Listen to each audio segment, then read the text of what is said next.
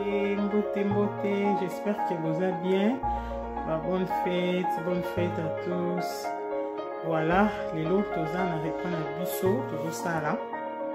Il y a dongo. Tout ça là, dongo la Bisso, on dit c'est maï. Donc, c'est maï oyo. Ah, on va bien avoir l'oubina. Alors, on va éviter la mélange sur les animaux, voilà. Ça m'a une épisode qui est ça la mona dongo na biso tout ça la sauce bombo na ça biso ya mai tout ça la mona ça la besoin il y a tomate il y a mbuma on a besoin de poireau on a besoin de céleri on a besoin de ail on a besoin de matungulu on a besoin de pilipili na biso ya jaune ça jaune donc c'est ça pilipili na jaune il y a orange et orange. Il y a orange, orange, jaune, vert. On a été là pour ma casté. On a besoin de muscade, de ail, là, gingembre, de en poudre. La moua, là, on va bouillir le saut pour l'accent aussi. Voilà, premièrement, tout ce qui est là, pour assaisonner une biso pour tout caler. Après, ciment, pour pouvoir coucher, pour le sous pour la kissa. On est tout qui nous bande dans le mouwa, le check de ce mouwa, la portion de biseau, petit mouwa, voilà. Après, tout ce qui nous tient muscato, tient bleu et belé vont mater. Tient mon muscato, ça va moins bien dans mon rapport. Pour le calimero, avant tout ça, la sauce bombo, tout ça, ça donne. Petit muscato, tient ail à poussière. Comme tu as mis un mbuma et poser dans notre problème. Tu as la poussière. Voilà. Après, nous avons un gingembre en poudre. Un boyo, gingembre. Tangawizi. Un boyo, gingembre. Tangawizi. En poudre. Voilà. Tu as gingembre dans le buisson.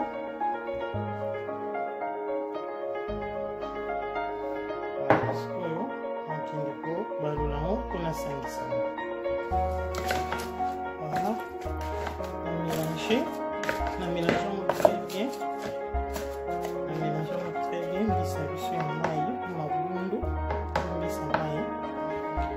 voilà, ce qu'on a dit quand et écoute moi, après on peut le caler en attendant, on ça la soupe, on donne le bichot, na kata, on donne le bichot, voilà. Voilà, donc on a déjà notre kata on minene. Nous avons kata on minene pour les amitiés sur une kata miké et pour comme un poto. Alors on a kata on minene pour tant et pour toka et panzana mamate. Ah, puis on a déjà pour le dans la moto on a kata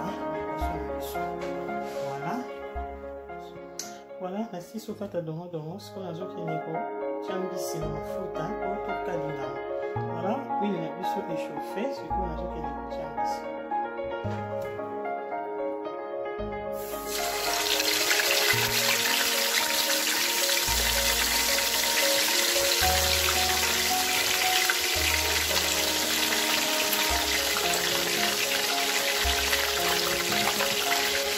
Voilà, biso c'est un voilà, et tout ça il mama.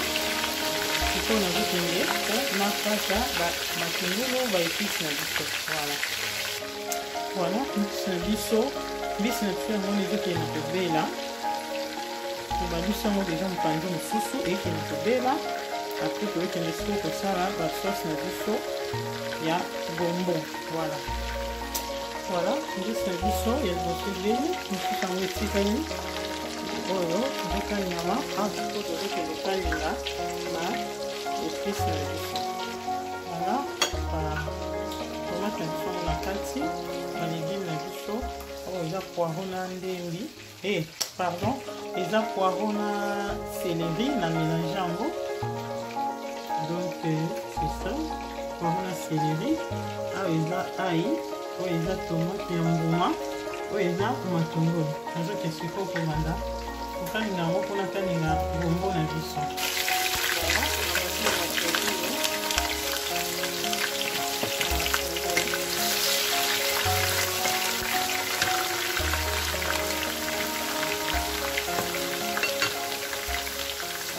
nazokondetia tomate eziki ya mbuma.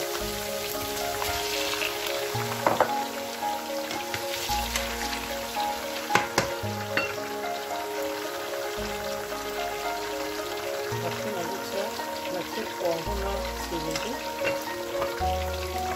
Natie ail. Ail natiki ndambo mosusu na kotia yango ntango nakosala baménage nyonso na poisson na ndambo natiki yango. Oyo mpona kaka mabanda kobandisa yango ti ekosanga milembi apres naya kotia gombo na biso bien dongo. Voilà. Voilà, mbisi na biso ezobela ezokokana na balusi yango lisusu te oyo ebelaki deja yango wana oyo ezokontinue na kotalingana awa mpe nazokontinue kobalusa balikini oyo natie awa elemba ifo kotika yango elemba apres nde kotia dongo okoko okalinga no dongo pembeni okalingi ba oyo pembeni osangisi nga lokwa naza aposa mafuta eza ebele te yango nasalaka boye nakalingi awa nalembisi baepice oyo tomate matungulu poiron mpe céleri ai soki nalembisi sauce na nga balegime na nga oyo elengi naye kobasa siko bombo nabandi kokalinga yango voilà nde nasalaka na ngai soki nango mpe kosala okalingi yango boye okalingi mpe dongo pembe na to kosangisa yango. Voilà. Donc c'est ça. Maintenant on a déjà mafuta ezali ebele te yango na préféré nanga nasala boye. Tokolamba ngo mpe na bahuile nyonso atali girasol tokolambela. Soki osala neti na huile d'olive il faut kotika huile d'olive echauffe makasi solo wana elongwe apres oyokosala. Soki echauffe makasi te otieka obandi obalusa obilikolo ya bien te okokolia yango te. Donc otiki huile d'olive echauffe makasi elongo lisolo wana apres oyokotia balegime yango. Soki osala yango na girasol otika yango echauffe mwa ndambo oyokosala. Donc esane mbisi na biso ya mai ebie mabundu nakalingi yango na huile kaka ya girasol nakalingi yango na huile d'olive te. Sauce oyo nde nasala na huile d'olive natielaki mafuta echauffe makasi apres naye kotia sikoyo batomate oyo. Voilà. Tikango so mwa moke elinga so mwa moke apres nazala kotia gombo na biso. Voilà elengi avant sikoyo natia gombo nazokende kotia pimaju ya rouge. Voilà. naitilizaka yango so nasali tomate ya mbuma mosusu omona sosi elingi mwa rouge ezaka tomate te ezaka pimaju ya rouge oyo nasangisi po esalanga mwa sosi couleur ya bien epesa mwa colorant ya kitoko. mosusu mpe biloko mosusu mpe nasalaka na te tomate ya mbuma ne ya concentré nasangisi oyo sikoyo lokola dongo nasepeli mingi nasepela mingi kosala wana tomate ya mbuma ali natie kaka pimaju. Voilà. Moni epesi mwa colorant moko boye ya bien. Voilà. Sikoyo nazokende sikoyo kozwa dongo mpona mélange. Voilà. Nazokende sikoyo komélange dongo. Voilà. Natie dongo oyo nakaka kozala kobanda obalisa yango boye esi ebanda okalingama nyonso omona zei wana oyo eza na dongo nyonso esi mosusu balinga na bango zei wana okalinga yango makasi te okalingi yango mpe esangani mwa moke apo longoli na yango baoyo basepela na zei wana te okalingi yango osangisi yango na sauce vraimen omona mafuta oyo ebanda ozikisa zei wana ebanda kosila kaka yango moko ti omona kende esili alinde sikoyo komélange yango na mbisi na yo. Donc yo mpe olingana na ya zei okalingi yango kaka mokie osali yango mélange mokie apres osangisi yango na poisson na yo mpona eloko nyonso okolambela yango. Voilà mbisi na biso yango esili kokalinga sikoyo nazoza sauce wana nolekisa yango koto mpona moso. Voilà yango awa osangisi yoto wana Alors on a dit que ça le moment. Ça le moment. On peut y voir vraiment. C'est le balcon. On peut matungulu ezika te. Parce que au moins il y a 5 secondes à matungulu. Tout le monde va le faire matungulu ezika. C'est le balcon. On peut matungulu ezika te. Voilà. Ça ya ngolo kani yango ndisa ya mai to le mabungu alors todo que nos cocina vamos a una cosa mama et comme on a fait comme on a dit la capacité on a dit on a donné ici donc on a dit on a pas besoin de faire un cellule dans la on a monté donc c'est ça donc on a dit la capacité on peut faire le carbonate mais que le carbonate fait à la la ngome bato naye nyama kolamba ngome okwana sepela na ngana mote yango na prefera kolamba mote donc c'est ça okoyo tata pe on asala motu na ngombe osala ngo pe boye eza même chose mais oyo différence eza po kolamba na mbisi ya mai okolamba pe na mbisi mosusu pe thomson kalingi mbisa ukauka donc c'est ça toka juste la mbisa ukauka ni zake donc c'est ça on a préféré que ça la maison on a hôtel voilà les gens on met parce que moi comme on va faire on va vraiment nous tous aussi la moni on a somma on ça on fait tout on fait mbisa ukauka pe za toka na mbisi boye pe neti mbisa mai boye na kalingi yango mpe eza kitoko makasi mbisa mai oyo uso tokokina mpo okalinga yango te okalingi kaka dongo boye osali mbisi na mai bien alosoki dongo likolo ozosurveillant mpa na moto osali yango sauce ya bouillon etala pe bien ezala pe bien makasi na sikoyo na prefere nakalinga yango ya boye mpe ezala mpe kitoko voilà donc on a dit que j'ai ici le au Congo libre on a ici le fait et coquille donc c'est ça j'ai versé aussi pour la bonne ici c'est le chango dans le jour on donner moi c'est comme un jour on a après on va vous préparer c'est du coup la chango de la préparation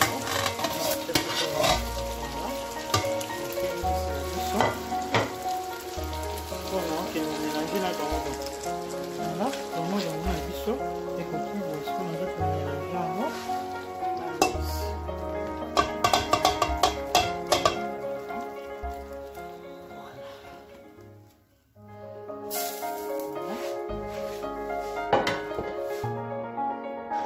Ce que yo, on a fait le chamar.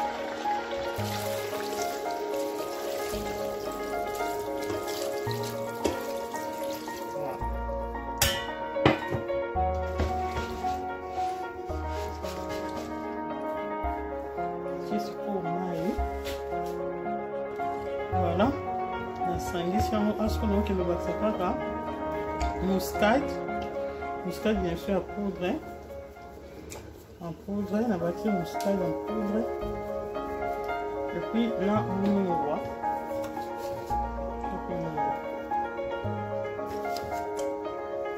voilà donc le chana feuille de laurier.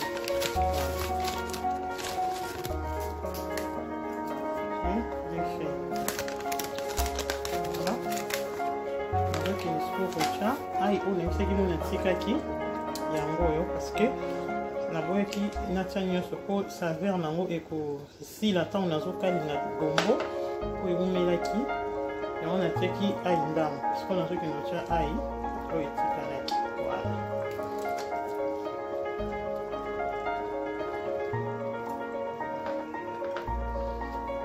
na nakotika yango boye yango okati ekobela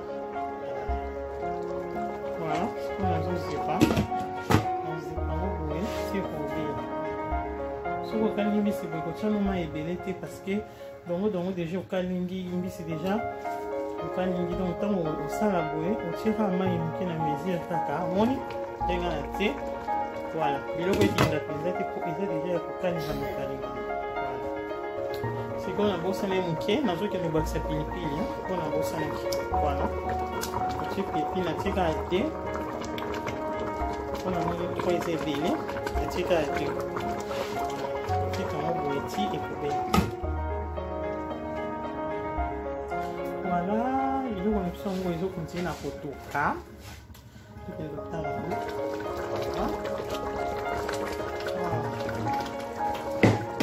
oyo ezotoka ntango mosusu te po mbisi epanzana te azomilisa kaka voilà etikali vraimen miniti mosusu ebele pausa mpenza mai ete ebele te oyo dongo esengaka supu ezala kolia yango atie moto na se atie moto na 4 po dongo mpe ezikaka pambapamba donc fo otya moto na se atie moto na 4 ça dépend réchaud oza nango eza 4 eza moto ya se 6 na 5 nde na makasi donc atie yango kozela sonda motie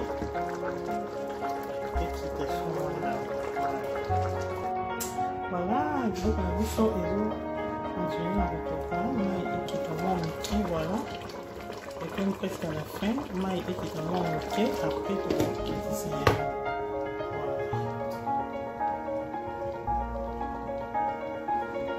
voilà mwa lokola mai ekiti pende otala yango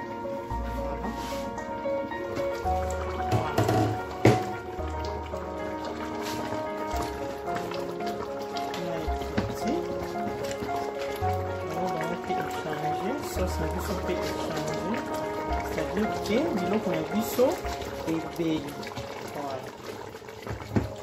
omelaka nango te eza repas moko ya rapide omela nango ezalaka ntango ozokalinga batungulu badongodongo kokalinga poisson mais soki osomelange yango boye ozomelaka nango lisusu voilà mai boye c'est bon ekauka pe nyonso te moni soki okomoko na mwa kilo oyo na biso ebeli sikoyo tozokende kopresente yango na sani voilà dongo na biso yango oyo ebeli na mbisi na biso donc c'est ça ezali mpenza kitoko mingi soki osala mpe boye kolia yango na fufu bien loso wanga esala bien donc c'est ça ekomi na suka biloko na biso ebeli kitoko dongo epanzani te eza kaka mibimba mbisi mpe epanzani te eza mibimba na pilipili na biso mpe epanzani te donc c'est ça ebumeli nango te na moto esali kaka totia neti kaka autour ya ba 60 minutes parce que ifalaki mai ekita mpona tiaki mwa mai ifalaki mai ekita mpe dongo mpe ebela sauce esangana ebela bien donc tina nde mpe nakitiaki fedu nyonso nesali kaka autour ya 60 minutes donc c'est ça ebumeli te yango voilà nzambe apambola bino nalingi bino mingi nde tomonani sabone yo osabone te sabone na Victoria Cuisine TV kobosana te kolike video mpe kotika mwa petit commentaire na se voilà merci ba bonne fête na bino nyonso bye bye nde tomonani ciao